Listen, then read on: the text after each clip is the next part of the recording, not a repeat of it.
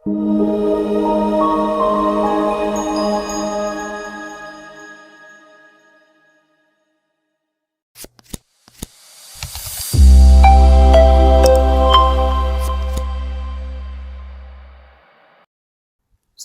warahmatullahi wabarakatuh.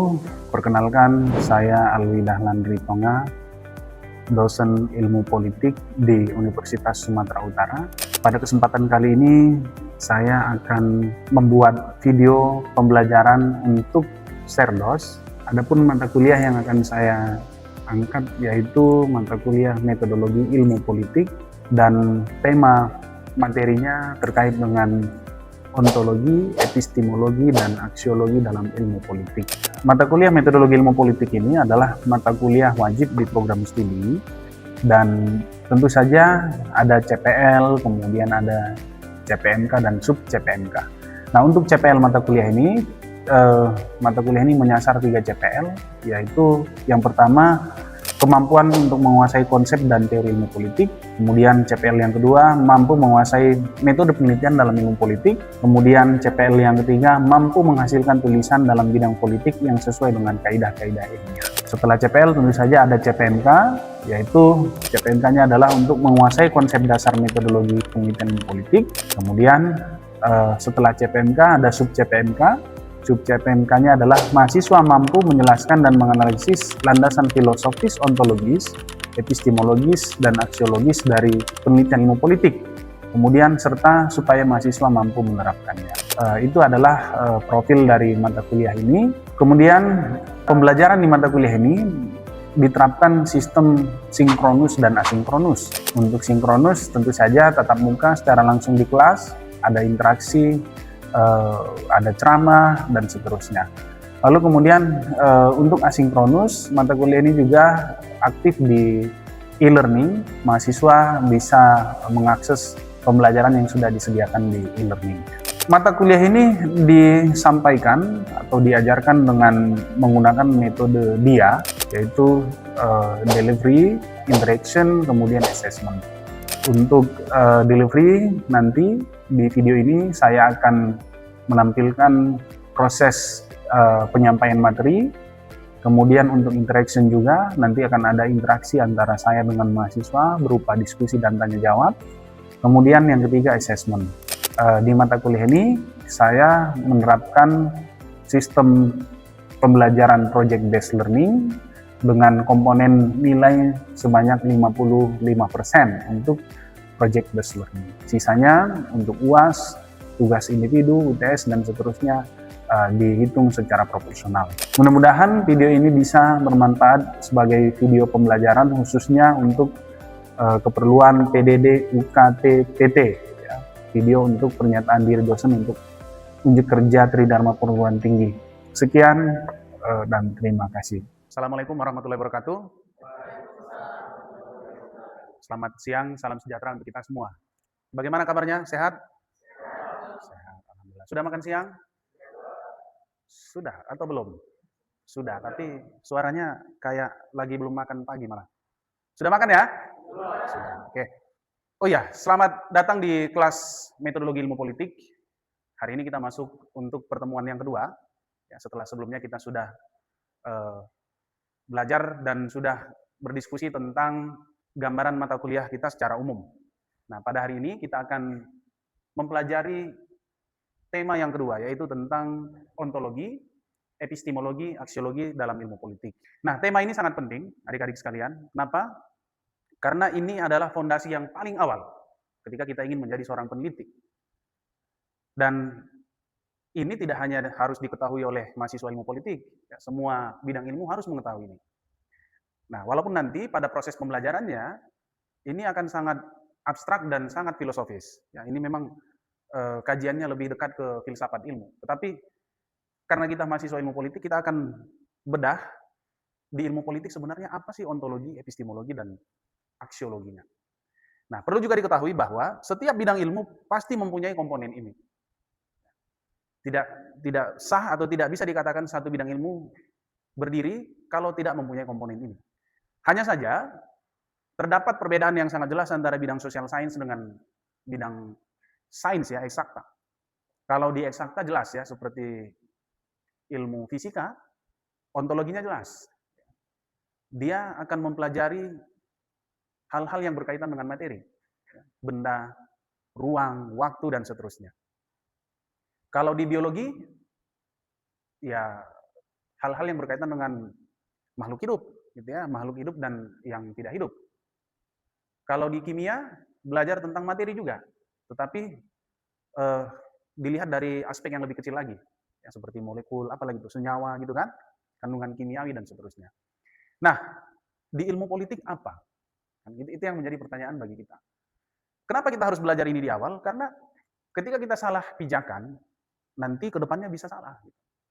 Kenapa mahasiswa ilmu politik ketika sedang mengerjakan skripsi sudah di pertengahan tiba-tiba bingung, ya, ini sebenarnya apa yang ingin saya teliti? Apa hal yang bisa menyebabkan kondisi seperti itu? Salah satunya ini tadi, ya. Ternyata sebagai seorang peneliti, khususnya ilmu politik, dia belum mempunyai pemahaman yang duduk, yang firm tentang apa itu ontologi, epistemologi, dan aksiologi dalam bidang ilmu politik. Nah, oleh karena itu, maka pada kesempatan kali ini kita akan pelajari, ya, kita akan diskusikan sebenarnya apa itu ontologi, apa itu epistemologi dan aksiologi dalam bidang ilmu politik. Nah, sebelum masuk ke inti materi kita, saya akan jelaskan terlebih dahulu gambaran mata kuliah ini dan materi kita pada hari ini. Nah, mata kuliah kita ini adalah mata kuliah metodologi ilmu politik. Ya, ini adalah mata kuliah wajib program studi kita. Nah, tujuannya untuk membekali mahasiswa menguasai landasan filosofis, prosedur, dan desain penelitian ilmu politik. Mulai dari asumsi dasar hingga penulisan proposal. Ya, itu adalah gambaran mata kuliah ini. Nah, untuk hari ini, posisi kita di RPS, sebagaimana yang sudah kita diskusikan minggu lalu, kita akan masuk di bab 3 sesuai dengan modul yang saya buat. Ya. Kemudian relevansinya dengan penelitian yaitu untuk menentukan bagaimana mahasiswa memilih pendekatan apakah kuantitatif atau kualitatif dan menilai kredibilitas temuan riset politik mereka sendiri. Jadi setelah selesai mata kuliah ini, kalian akan tahu semestinya kalian ini menjadi peneliti di bidang mana, apakah kualitatif atau kuantitatif, atau mungkin campuran. Dan kalian bisa menyelaraskan antara posisi ontologis kalian dengan penelitian kalian. Ya. Jadi tidak ada lagi mahasiswa ilmu politik yang ketika kita baca judulnya semestinya kuantitatif, tapi pada tahap implementasi pengerjaannya justru kualitatif. Nah, kalau ada mahasiswa yang seperti itu, berarti ontologi, epistemologi, dan aksiologinya belum duduk. Atau mungkin dia anak politik, tapi risetnya justru lebih dekat dengan bidang yang lain. Nah, itu kan sering terjadi ya. Dan biasanya mahasiswa ilmu politik banyak yang kebingungan di situ ya. Menurut Bapak, apakah judul saya ini sudah relevan dengan ilmu politik atau tidak? Kemudian, nah, adapun CPL dan sub CPMK kita, ya, CPMK dan sub CPMK-nya. Nah, mata kuliah ini kita merujuk pada CPL 2, kemudian CPL 3 dan CPL 9. CPL 2 mampu menguasai konsep dan teori ilmu politik. Kemudian CPL 3 mampu menguasai metodologi penelitian dalam ilmu politik. Kemudian CPL 9 mampu menghasilkan tulisan dalam bidang politik yang sesuai dengan tema kaidah-kaidah ilmiah. Nah, lalu kemudian CPL turunannya yaitu CPMK, kita ambil CPMK 01, yaitu untuk menguasai konsep dasar metodologi penelitian ilmu politik.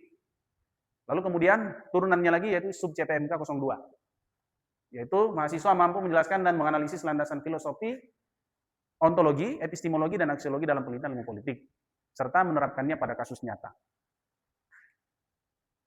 Nah, adapun alur pembelajaran kita pada hari ini, kita akan mulai dari pengantar, seperti yang sudah saya jelaskan tadi.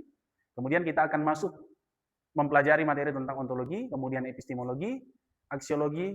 Nanti kita akan diskusikan beberapa kasus, ya, kasus-kasus yang relevan untuk kita angkat di tema ini.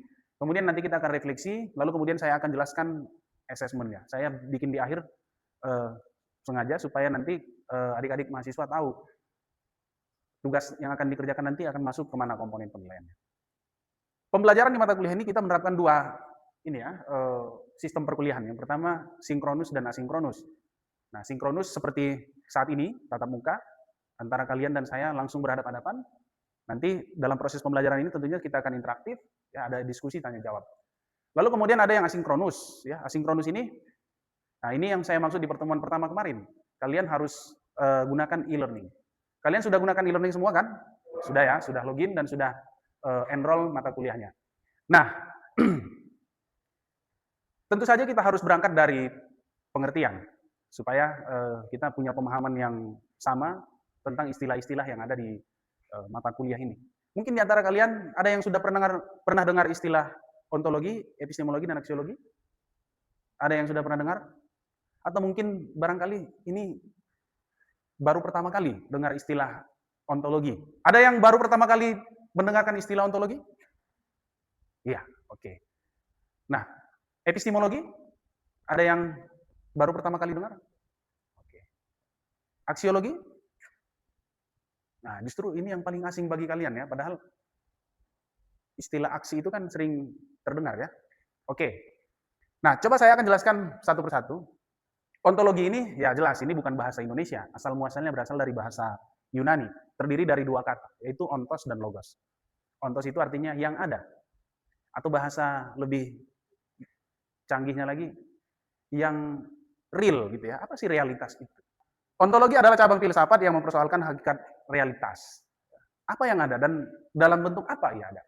Itu yang saya bilang tadi, ya, ilmu fisika bagi mereka objek yang harus mereka teliti karena mereka anggap ada yaitu benda-benda, materi. Ya. Biologi ya makhluk hidup. Oke, kita ambil contoh di bidang sosial humaniora gitu ya. Sosiologi. Apa sebenarnya objek utama yang mereka teliti? Ya masyarakat, ya kan? Masyarakat. Nah, antropologi apa? Manusia. Nah, kalau sosiologi dia tidak cukup hanya manusianya saja, tapi dia harus lihat interaksinya, interaksi antara manusianya. Nah, kalau di ilmu politik, nah ini yang jadi tanda tanya, gitu ya. Tidak ada satu kesimpulan yang pasti tentang itu. Tapi kalau kita tarik benang merahnya,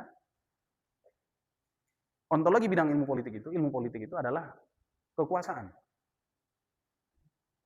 Jadi kalian nanti ketika melakukan penelitian, kalian harus pastikan penelitian kalian itu ada tidak menyinggung tentang kekuasaan. Kalau tidak ada, nah itu berarti Anda perlu ini lagi, ya, belajar ontologi lagi di ilmu politik. Ontologi ilmu politik itu apa? Ya, itu yang menjadi pertanyaan kita saat ini. Tadi di ilmu lain sudah jelas ya, fisika tentang materi, benda-benda. Ya, kalau kimia zat-zat kecil gitu ya, molekul dan seterusnya senyawa. Nah, di ilmu politik apa? Ya. Ada yang tahu? Coba siapa yang tahu apa kira-kira ontologi dalam ilmu politik? Saya kasih clue aja ya. Clue-nya itu ada di buku Miriam Budiarjo. Dia kasih 5. Dia bilang ada 5 yang bisa dijadikan sebagai objek kajian politik. Ya, silakan. Siapa namanya? Coba. Nama saya Brian. Oke, Brian. Coba. Di ilmu politik ada 5 dasar yang dikaji. Pertama negara, state. Lalu kedua kekuasaan. Lalu ketiga pengambilan keputusan. Lalu keempat kebijakan publik. Lalu yang kelima alokasi nilai. Iya, bagus sekali ya. Tepuk tangan dulu untuk Brian. Ya itu ya. Jadi di buku Miriam Budiarjo itu dijelaskan ada 5. Nah, kalau Anda tanya saya akan bilang begini, di antara kelima itu, ada satu benang merahnya, berujung pada yang tadi, kekuasaan. Jadi, politik itu memang selalu berbicara tentang kekuasaan.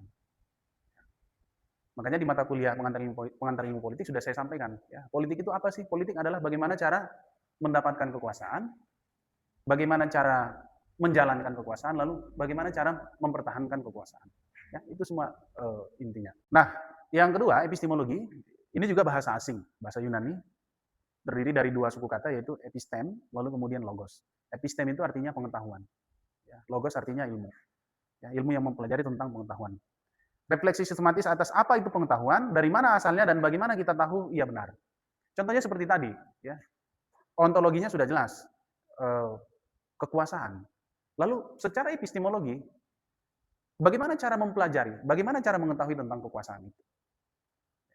Kalau realitasnya sudah jelas ya, objeknya sudah jelas, negara contohnya. Lalu di bagian epistemologi, pertanyaannya adalah bagaimana cara mempelajari negara itu? Nah, lalu kemudian yang ketiga aksiologi. Aksiologi tersusun dari 2 kata juga, aksios berharga, kemudian logos ilmu. Nah, di bagian ini kita berbicara tentang nilainya. Nilai guna ilmu politik itu apa? Sebenarnya ada tidak ya nilai guna ilmu politik ini? Jangan-jangan nggak ada. Terus kalau tidak ada nilai gunanya, ngapain dipelajari? Ya. Nah, sama halnya dengan ilmu-ilmu yang lain. Semua bidang ilmu wajib memiliki komponen ini. Dia harus ada ontologinya, kemudian harus ada epistemologi, dan ada aksiologinya. Nah, makanya di aspek aksiologi ini kadang bisa sangat mengikuti zaman. Baik, coba kita dalami di bagian ontologi. Saya kutip Furlong dan Mars bilang begini, seberapa penting sebenarnya mempelajari ontologi dalam bidang ilmu politik? Dia menganalogikan ontologi itu seperti kulit, bukan baju hangat atau sweater. Di sini ada yang punya sweater? Ada lah, pasti punya ya. Apalagi yang sudah pernah jalan-jalan ke Eropa pasti punya itu. Ya. Nah, apa yang Furlong dan Mars maksud dengan kulit bukan sweater?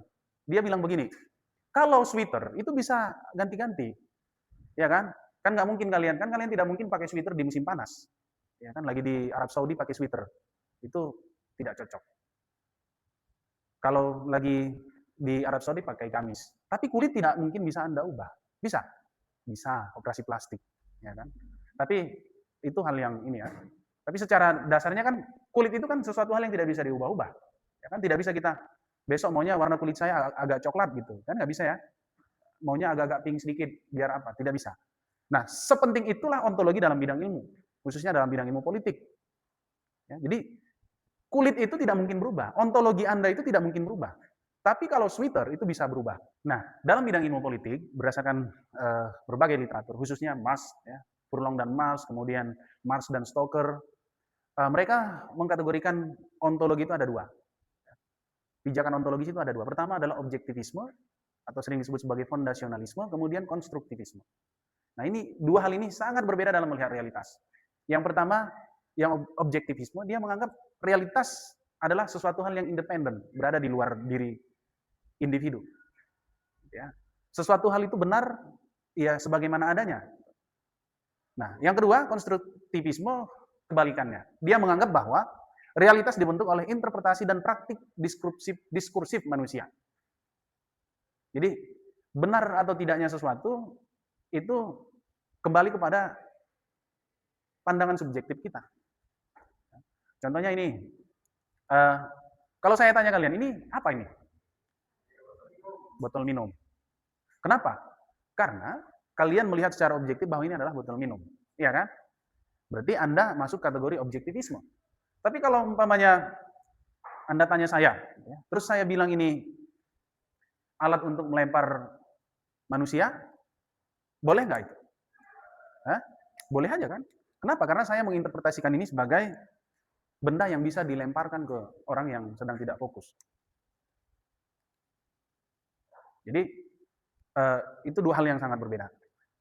Lalu kemudian muncul paham yang berupaya untuk menengahi ini, yaitu paham realisme kritis, yang menganggap bahwa antara objektivisme dan konstruktivisme ini sama-sama benar. Ya. Nah, ini nanti akan kita diskusikan lagi lebih jauh, ada kaitannya nanti dengan jenis metode pada akhirnya. Nah, epistemologi ada tiga, yaitu positivisme, realisme, dan interpretivisme. Ya, ada tiga. Nah, kalau positivisme, metode ilmu alam untuk ilmu sosial. Positivisme ini adalah orang-orang yang mengadopsi kaidah-kaidah ilmu sains, ilmu eksakta dalam ilmu sosial. Makanya biasanya dia akan meneliti hal-hal yang berkaitan dengan angka-angka gitu ya. Data-datanya angka-angka. Objektif, terukur. Lalu kemudian realisme, yaitu berbagai ontologi, ya, berbagai ontologi objektif dengan positivisme, tapi mengakui struktur kausal yang tak teramati langsung.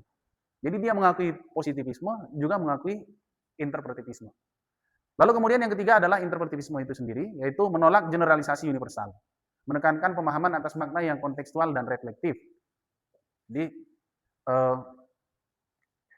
realitas atau kebenaran itu sangat bergantung pada interpretasi individu. Nah, selanjutnya kita akan bahas terkait dengan aksiologinya. Ya. Apa sebenarnya fungsi ilmu politik itu? Seperti yang saya sampaikan di awal tadi. Jangan-jangan ilmu politik ini tidak ada gunanya dalam kehidupan kita. Seperti kalian sudah capek-capek kuliah tentang ilmu politik, tapi yang duduk di DPR orang yang tamatan SMA umpamanya, kan? Lulusan di bidang ilmu yang lain. Anak politik justru sangat minim di posisi-posisi strategis jabatan-jabatan politik. Nah, walaupun demikian, menurut para ahli, fungsi ilmu politik minimal ada 4. Ya, kenapa ilmu politik ini harus berdiri? Yang pertama, fungsi deskriptif, untuk memahami fenomena politik lewat kategorisasi dan analisis sistematis. Ya, supaya kita tahu, kalau ada peristiwa, kita bisa deskripsikan, ini terjadi karena hal ini. Ya. Kemudian fungsi prediktif, untuk memprediksi kejadian politik berdasarkan pola yang teridentifikasi. Jadi, kalau peristiwanya seperti ini, kemungkinan nanti akan terjadi seperti ini. Ya.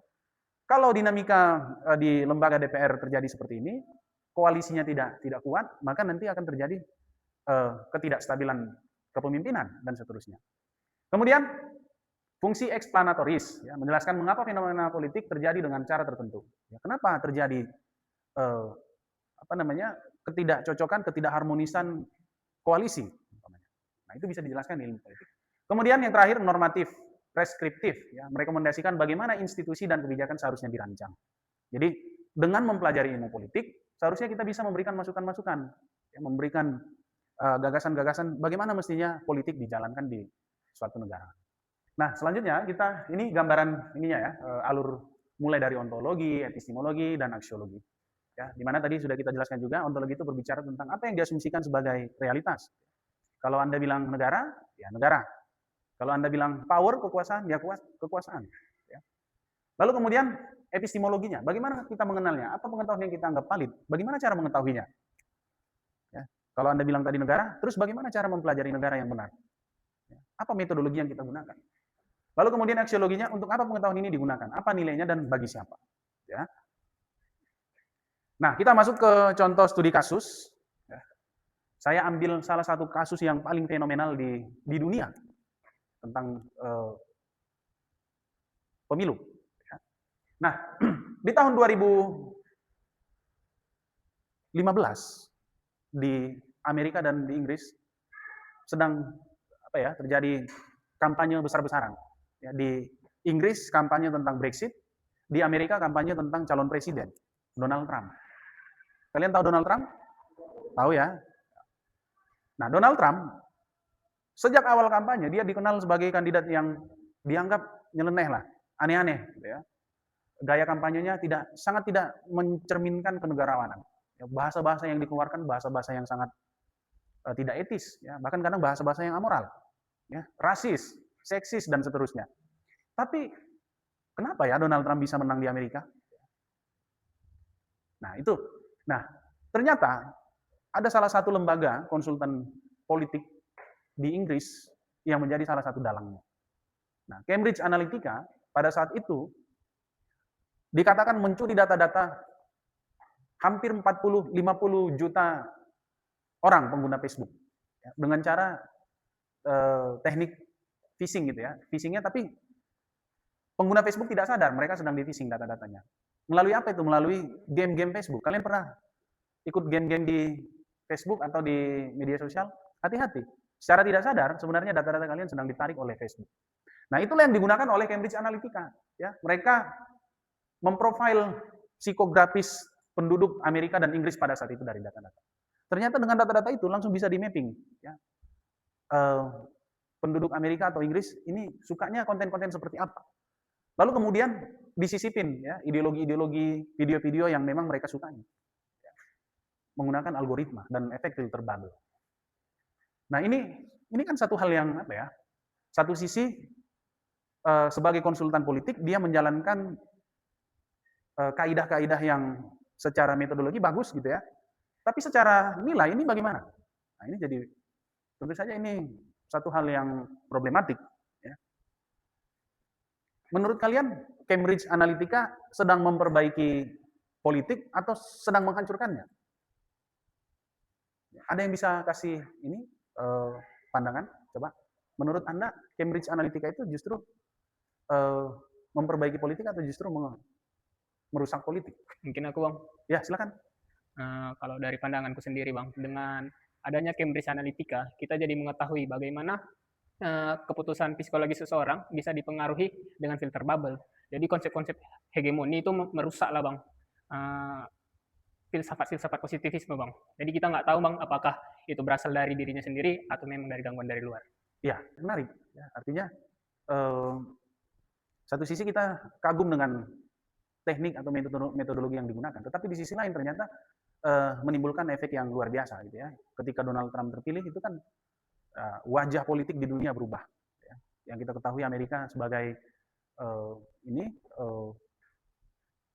gambaran politik yang ideal gitu ya selama ini. Tapi ternyata kok bisa ya warga Amerika milih yang begituan. Ada yang ditanyakan lagi? Mungkin dengan penjelasan Abang sudah pas, Bang. Oke. Kasus itu menjadi sangat menarik ya. Jadi inilah yang disebut sebagai paradoks nilai guna atau paradoks aksiologis. Secara ilmiah, sangat ilmiah sekali. Ya, berakar pada ilmu politik, kemudian psikologi politik, riset akademik dengan perilaku pemilih dan komunikasi politik. Itu yang mereka lakukan di Cambridge Analytica.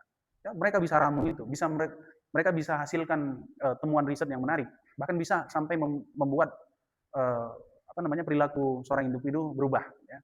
Tapi secara etis bagaimana? Ya, digunakan tanpa persetujuan lewat manipulasi psikologis untuk kepentingan partisan tanpa transparansi. Ya, jadi pengguna Facebook tidak sadar ternyata data-data mereka sedang disedot dan sedang dimanfaatkan dan dimanipulasi. Nah, jadi itu adalah paradoks-paradoks yang sering terjadi. Sama seperti lembaga survei di Indonesia. Lembaga survei ini ada yang sudah pernah ikut survei? Kamu pernah ya? Pernah. Nah, itu kan secara tidak langsung kadang lembaga survei mengajari masyarakat untuk melakukan hal-hal yang tidak baik. Ketika Anda survei umpamanya, ada beberapa pertanyaan yang menanyakan tentang ketika Anda diberikan uang, apakah Anda mau menerimanya? Yang gitu-gitu kan ada kadang kan? Tahu nggak Anda, ternyata data-data yang seperti itu digunakan untuk memapping ya, di mana kantong-kantong suara yang bisa diambil suaranya dengan menggunakan pendekatan-pendekatan yang transaksional. Jadi makanya kadang lembaga survei ini juga sangat berkontribusi untuk merusak demokrasi kita. Saya berani bilang itu. Terbukti kemarin kan ada satu lembaga survei yang dianggap mengeluarkan data-data yang tidak valid, sampai kemudian dikeluarkan dari lembaga asosiasinya. Saya tidak sebut merek. Nah, ini tugas-tugas kalian ya untuk minggu ini. Nah, dari ekspresi wajahnya langsung berubah ya ketika kita kasih tugas. Nah, nanti kalian akan bikin essay analitis ya. Komponennya sudah saya buat, ada contoh rubriknya juga. Silakan nanti dilihat untuk lebih lengkapnya di e-learning. Ya. Nah, struktur penilaian mata kuliah saya ulang lagi dan saya tekankan lagi seperti yang sudah saya sampaikan di pertemuan pertama.